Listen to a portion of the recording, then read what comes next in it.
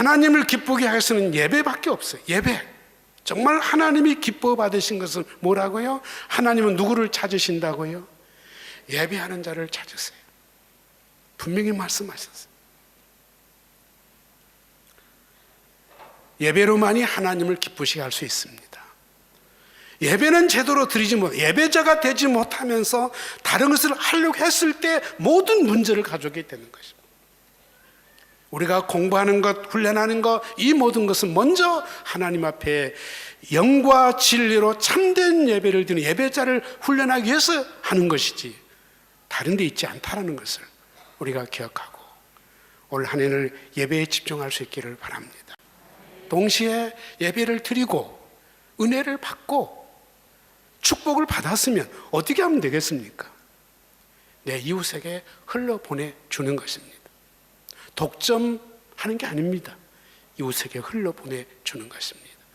흘러보내주는 것을 우리는 뭐라고 그래요? 섬김이라고 합니다. 여러분께서 아시겠지만 예배와 섬김이란 단어는 한 단어입니다. 영어로 표현해 보면 예배도 서비스고 사람에게 봉사하는 것도 서비스입니다. 같은 의미의 개념입니다. 구분하자면 하나님께는 예배고 사람에게 봉사하는 것은 섬김이란 단어예요. 그래서 예배로 하나님을 기쁘시게 이웃을 섬김으로 행복하게 라는 이것이 한 해 동안 저희들이 가야 될 중요한 신앙의 표예요. 원령강의 방향인 것을 믿어주시기를 바랍니다. 예수님도 똑같은 말씀하셨어요. 여인은 내 말을 믿어라. 저의 말을 믿어주세요. 아멘. 다시 강조합니다. 우리는 하나님을 슬프게 하고서 복된 자가 절대로 될 수가 없습니다. 하나님을 기뻐하시는 예배자가 되기를 바랍니다. 어떻게 예배할까요? 영과 진리로 예배하라. 영이란 말은 성령님이시고 우리 개인에게 말하면 소울, 혼입니다. 영적으로 말씀드리면 성령의 기름 부으심, 성령과 함께 하심. 성령이 함께하지 않으시면 그건 가짜입니다. 영이 없으면 그리스도인이 아니라고 그랬습니다. 성령과 물로 거듭나지 아니하면 천국을 볼 수 없고 들어갈 수 없다고 말씀을 했습니다.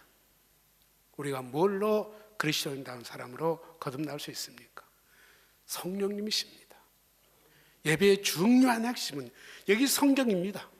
그냥 보면 책이에요. 글씨예요.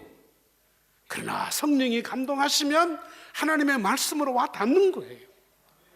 성령으로 감동되어 쓰여진 책이 성령의 감동으로 읽어야 하나님의 말씀으로 가슴에 와 닿는다는 것입니다. 성령님의 기름 부으심입니다. 예배의 생명은 어디에 있느냐? 성령이 함께 역사하신 것입니다. 할렐루야. 창조에도 여호와의 신이 수면에 운행하심으로 하나님이 말씀하실 때마다 여호와의 신이 그 말씀을 품고 운행하심으로 우주 역사가 생성되게 되었다는 것으로 성경은 시작이 되고 있습니다. 예수님도 성령으로 잉태하시고 이 세상에 오셨습니다. 교회 탄생도 성령으로 임재하심으로 교회가 탄생이 된 것입니다. 우리는 거룩한 부담감을 가지고 한 해 동안 집중해 주시기를 부탁합니다. 우리 성가대도 오직 성령의 기름 부으심이 있는 찬양을 올려드리도록, 그러기 위해서는 기도하지 않고는 안 된다라는 거예요. 저는 이렇게 다짐했습니다. 하나님, 혼신을 다하여 열정을 다하여 최선을 다하여 일하겠습니다. 이게 아닙니다. 그게 인간의 오만함을 만들어냅니다. 그게 가인이었습니다. 자신의 의를 가지고 하나님께 예배로 나갔던 사람이 가인이었습니다. 그래서 피 흘림이 필요 없었고 중보자가 필요 없이 바로 하나님 앞에 자기의 의를 가지고 나갔던 사람이 가인이었습니다. 그게 가짜 예배였습니다. 그러나 아벨은 어린 양을 들고 피 흘림의 제사로 하나님께 나아갔던 것입니다. 예수 그리스도입니다. 나의 의가 아닙니다. 내가 옳은 것이 아닙니다. 우리는 다 핸디캡이 있는 사람들이, 부족한 사람들이에요. 죄인들이에요. 그러므로 무엇을 해서 뭘 남기겠다는 것보다는 하나님 앞에 정직한 양심을 두고 죄인의 마음으로 무릎을 꿇고 겸손하게 예배자가 먼저 되시기를 축복합니다. 그럴 때 성령님이 역사하신 것입니다. 우리 찬양단도 마찬가지입니다. 기도자도 마찬가지입니다. 사회자도 마찬가지입니다. 예배 안내자도 마찬가지입니다. 예배를 드린 여러분 자신이 주님 앞에 나올 때 이런 마음으로 나올 수 있기를 축복합니다. 진리가 뭡니까? 예수 그리스도이시죠. 내가 진리요 길이요 생명이라고 말씀하셨어요. 복음입니다. 예수님의 핵심은 십자가 피 흘리심입니다. 그리고 부활하심이십니다. 지금도 살아 계신다고 하는 우리 예수님의 정확한 이해. 할렐루야. 가인이 가짜 예배를 드렸던 가장 중요한 이유가 하나님이 누구인지를 이해를 못했던 것입니다. 그래서 하나님 중심의 예배가 아니라 자기 본의 중심의 예배로 하나님께 나아갔던 것입니다. 이게 가인의 예배였습니다. 하나님이 누구이십니까? 전지전능하신 분이십니다. 우주의 주인이십니다. 천지를 창조하신 분이십니다. 거룩하신 분이십니다. 아무리 하나님 위해서 창조된 인간이라 할지라도 감히 인간은 하나님 앞에 독대할 수 없는 부족한 죄인이라고 하는 것입니다. 예수 그리스도의 보혈의 피가 없이는, 십자가의 공로가 없이는 어느 누구도 하나님 앞에 갈 수 없다는 것인데 가인은 이것을 무시했던 것입니다. 그래서 그는 가짜 예배가 되었습니다. 자기가 좋아하는 거, 꽃바구니 들고 과일 바구니 들고 농사 지었으니까 쌀 한 가마니 메고 자기 본의로 하나님께 나갔던 것입니다. 피 없는 제사, 예수 그리스도가 없는 제사, 성령님을 의지하는, 인간의 업적을 세우는 것이 아니고 성령님을 의지하는 이 순수한 마음 없이 나갔던 예배가 바로 가짜 예배였다는 것입니다. 오늘 저희들은 하나님이 받지 아니하는 이런 위선적이고 왜곡된 가짜 예배자가 되지 않기를 주님의 이름으로 축복합니다.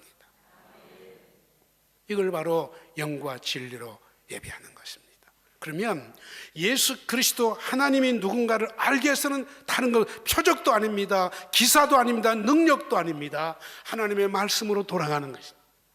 성경에 말씀하신 하나님이 누구냐 이거예요. 단편적인 한 품만 보지 마시고 성경 전체를 통해서 말씀하신 하나님이 누구인지를 균형 잡게 하셔야 되는 것입니다. 한 가지에 치우치면 안 되는 것입니다. 그래서 하나님이 가인에게 물었습니다. 네 동생이 어디 있느냐고 물었을 때 가인이 뭐라고 했습니까? 내가 동생을 지키는 자이니까. 누구를 무시하는 거예요? 하나님을 무시하냐? 오만하기 그지없어요. 내가 동생을 지키는 자입니까? 내가 그것까지 해야 됩니까? 오만하기 그지없는 그런 마음으로 예배를 드린다면 하나님이 기뻐 받으시겠느냐? 그게 가짜 예배라는 거예요. 여러분 성경 보시면 성경은 모두가 예배에 대한 이야기예요. 성경의 서론이 1장부터 3장까지라면 4장부터 본론인데 그 본론의 첫째 이야기가 뭡니까? 예배에 대한 이야기였습니다. 진짜 예배, 가짜 예배가 뭐냐 이걸로 성경의 실제 이야기는 시작이 되고 있다는 것을 우리는 기억하게 될 것입니다. 우리가 사는 목적은 예배입니다. 예배 드리기 위해서 사는 것입니다. 2014년을 왜 주셨습니까? 왜 주셨습니까? 열심히 일하라고요? 여러분 가족 챙기라고요? 물론 필요해요. 우선순위가 있습니다. 먼저 하나님께 영과 진리로 예배자가 되라고. 하나님은 예배자를 찾으신다라고. 어떻게 해요? 네 마음대로, 네 좋아하는 대로 선택한 예배자가 되지 말고 하나님이 기뻐하시는 방법대로 하나님 앞에 나아가라. 이렇게 말씀을 하고 계십니다. 예배는 하나님을 만날 수 있는 아주 소중한 길이고 하나님을 만나면 역사가 나타납니다. 어떤 역사가 나타날까요? 내가 누구인지를 처절하게 깨닫게 됩니다. 내가 얼마나 무지했는지, 내가 얼마나 오만했는지, 내가 얼마나 오바를 했는지, 내가 얼마나 왜곡되어 있는지, 내가 알고 있는 지식이 얼마나 편협한지를 말씀을 통해서 깨닫게 되는 것입니다. 예수님이 뭘 하신 분이고 뭘 원하신 분이고 우리 월강이 뭘 하기를 원하신지를 알게 될 것입니다. 그럴 때 용서를 경험하게 됩니다. 치유를 경험하게 됩니다. 아주 소중한 것을 잃어버렸는데 잃어버린지도 모르고 살아왔습니다. 뭘 잃어버린지도 모릅니다. 깨닫게 하십니다. 내가 뭘 잊고 살았는지를. 그러면 그 잃은 것을 찾게 하십니다. 찾도록 만드시고, 그리고 하나님은 주십니다. 회복시켜 주십니다. 부흥케 주십니다. 모든 시험과 모든 한계를 뛰어넘게 하시고 극복하게 하심을 믿습니다. 이걸 이 한 여인을 통해 우리에게 보여주신 거예요. 우물가의 여인은 어떤 여인이었습니까? 어떤 여인이었어요? 남편이 있어요, 없어요? 남편이라고 삼아볼까? 의지하고 여성이니까 사랑도 받아보고 아기자기 가정도 이뤄보고 자식도 낳아보고 내 남편이라고 부를 수 있는 남자 한번 만나보려고 살아봤는데 5 남자하고 살아보니까 내 남편이 아니더라는 거예요. 지금 살고 있는 6번째 남자도 내 남편이 아니더라는 거예요. 얼마나 집착했겠어요. 사람에게 매달리고 사랑받으려고 애를 쓰고 별별 방법으로 아우했고 유혹했을 것이고 해보지만은 역시 타는 목마른 여인. 예수님께서 말씀하십니다. 내가 너에게 생수를 주겠지만 아무에나 조건이 있습니다. 네 남편을 데려라는 거예요. 남편이 무엇입니까? 다 있어요. 여러분이 의지하고 우선순위로 삼는 매달린 남편이 있어요. 부부일 수도 있고 자식일 수도 있고 돈일 수도 있겠고 명예일 수도 있겠고 사업일 수도 있습니다. 목매다른 것. 정직하게 말씀드리면 하나님께 예배드린 것보다도 여러분이 인간적인 것에 더 소중히 여기는 인간적인 남편이 있단 말이에요. 성경은 말합니다. 네 남편을 데려오라고 말씀합니다. 고백하라는 것입니다. 여인은 솔직하게 고백했습니다. 저기는 남편이 없습니다. 주님이 뭐라고? 옳다. 네가 여러 남자를 더불어 살았지만 유혹했지만은 너를 정말 사랑을 품는 남자는 한 명도 없었어. 네 말이 옳도다. 맞습니다. 예수님은 그의 잘못을 지적하는 것이 아니라 그의 현재의 상황을 받아주신 거예요. 아멘입니다.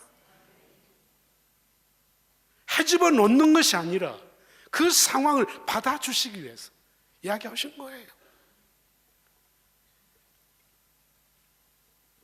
그리고 이 여인은 예수님을 만나게 됩니다. 자기 목마름의 생수가 우물이 아니요, 손때 묻은 우물통도 아니요, 물통도 아니요, 몇 년인지 몰라요. 평생 살아온 여성으로서 날마다 메고 왔던 그 물통, 자기를 짓는 무거운 물통이 아니요, 그런 남편이 아니요, 예수 그리스도 안에 참된 영생이 있고 생수가 있는 것을 발견하고 그 주님을 마음에 영접했더니 생수가 자기 가슴에서 솟아난 것을 느끼기 시작합니다. 그 순간에 부끄러웠던 마음, 수치스러웠던 마음, 죄책감 다 사라지게 되고 감사한 마음, 사랑스러운 마음, 평안한 마음, 감사한 마음 넘치더라 이거예요. 그래서 이 여인이 견딜 수가 없어서 동네로 뛰어갔다는 거예요. 뛰어간 거예요. 사람 있는 곳을 피해서 사람 햇빛증에 걸린 이 여인이 사람 있는 동네로 뛰어갔다 이거예요. 가서 큰 소리로 외쳤다 이거예요. 나 좀 보시오.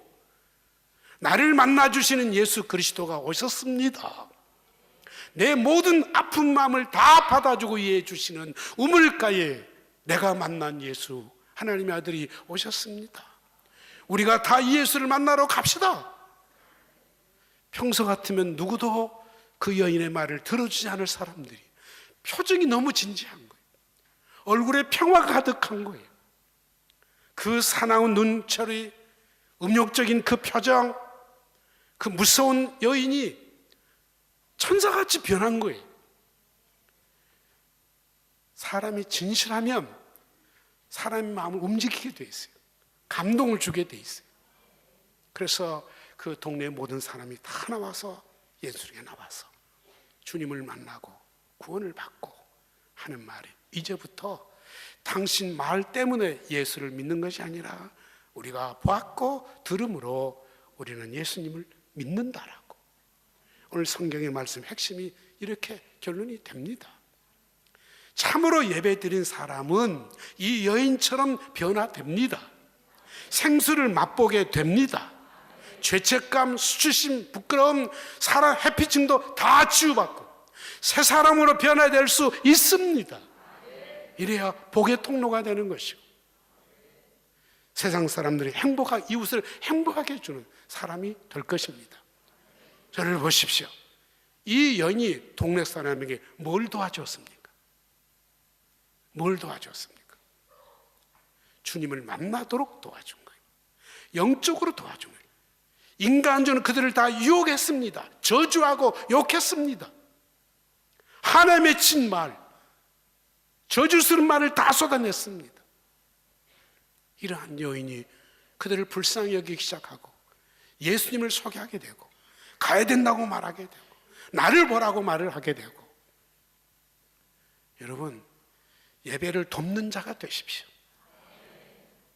내 옆에 있는 이웃에게 정말 예배를 진지하게 드려, 참으로 예배를 드려서 예배의 방해꾼이 되지 마시고 거침돌이 되지 마시고 진심으로 예배를 드릴 수 있는 예배 돕는 자가 되십시오.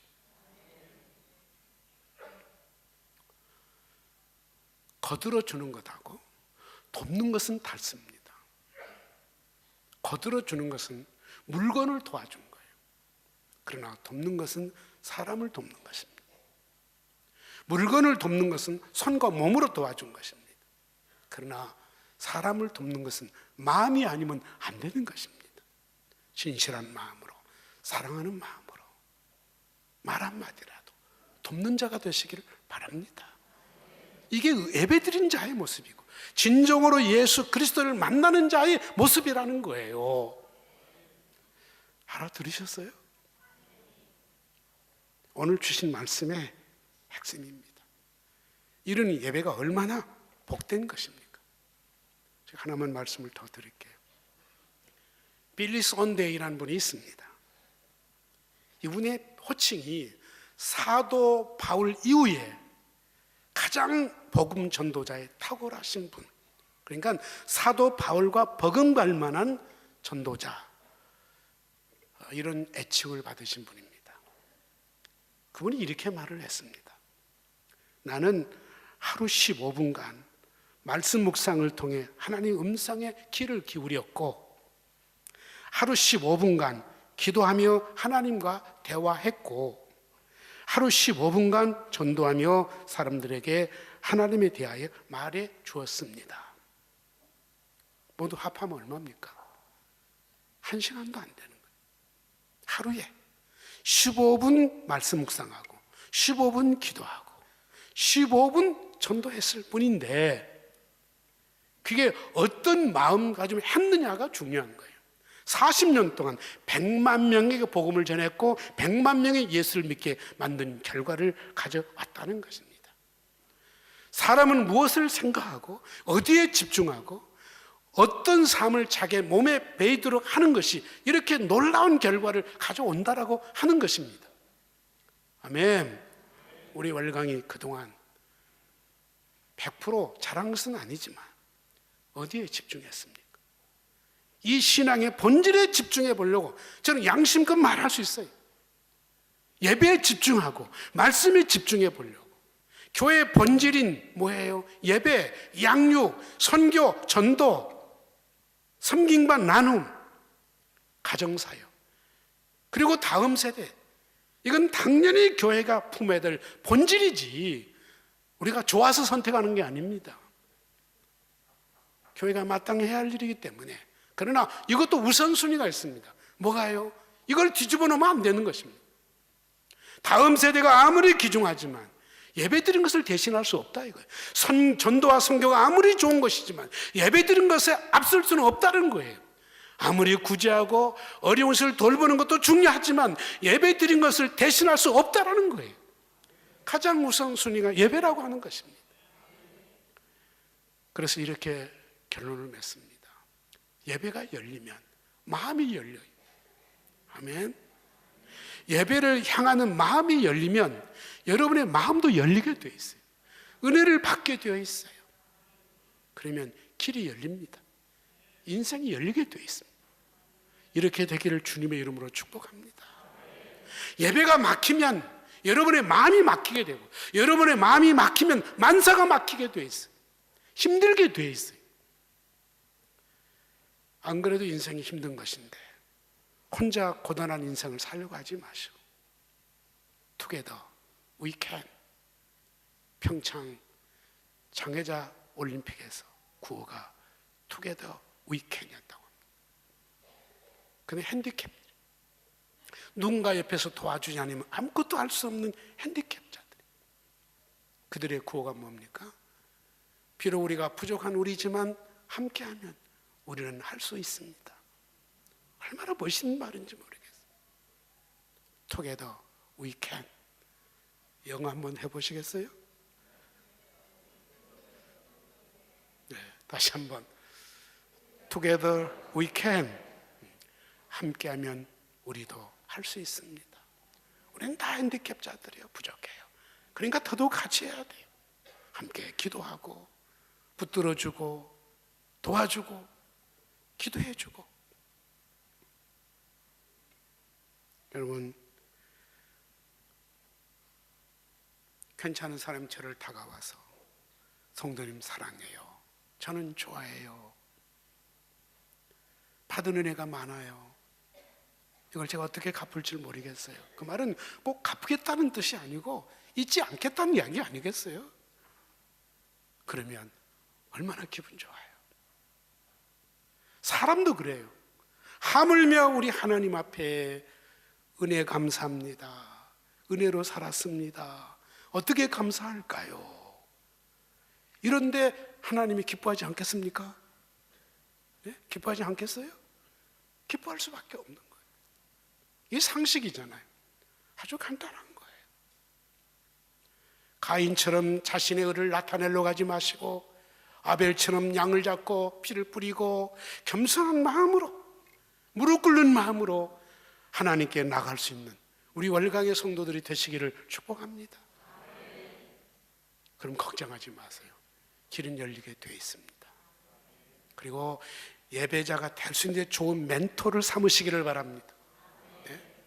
성공하신 분에는 반드시 좋은 멘토가 있었습니다. 좋은 스승이 있었어요. 도와준 친구이든지 부모이든지 학교 선생님이든지 우리 믿는 성도이든지 반드시 옆에 도와준 분이 있었습니다. 소개할게요. 예수님보다 더 좋은 멘토가 어디 있을까요? 성령님보다 더 좋은 멘토가 어디 있을까요? 하나님이 보내준 성령, 생각나게 하고 깨닫게 하시고 인도해 주시고 가르쳐 주시고 보호해 주겠다는 성령님을 주신 그분을 무시하고 우리가 어떻게 신앙으로 성공할 수가 있겠습니까? 아니라는 것이죠. 여러분의 신앙도 여러분의 방식대로 잘하려고 하지 마세요. 좋은 멘토를 만나세요. 가르쳐 준 대로, 전문가가 가르쳐 준 대로 해보세요. 잘 되게 되어 있어요. 엉뚱한 곳에 가서 억지 부리지 마시고 월강 안에서 서로 간의 건강한 성도를 통해서 좋은 이웃과 함께 더불어 함께 행복한 신앙생활에 될 수 있기를 축복합니다. 예배도 배워야 됩니다. 너희는 모르는 것을 예배하지만 우리는 아는 것을 예배합니다. 배워야 돼요. 알아야 돼요. 하나님이 누군지, 예수님이 누군지, 성령이 누구인지, 교회가 뭔지, 예배가 뭔지를 공부하셔야 돼요. 언제까지요? 죽을 때까지. 할렐루야. 제가 칭찬받은 게 있어요. 저러면 대학교 교수님들하고 미국 갔을 때도요, 제가 나이가 제일 많아요. 어디를 가든지 노트를 들고 메모하고 물어보고, 시간 되면 교수를 만나서 계속 물어보고 대화하고, 그 다음에 만난 분마다 제게 그 이야기를 하는 거예요. 전 그렇게 살아왔습니다. 공부하지 않으면 안 됩니다. 끊임없이 공부해야 됩니다.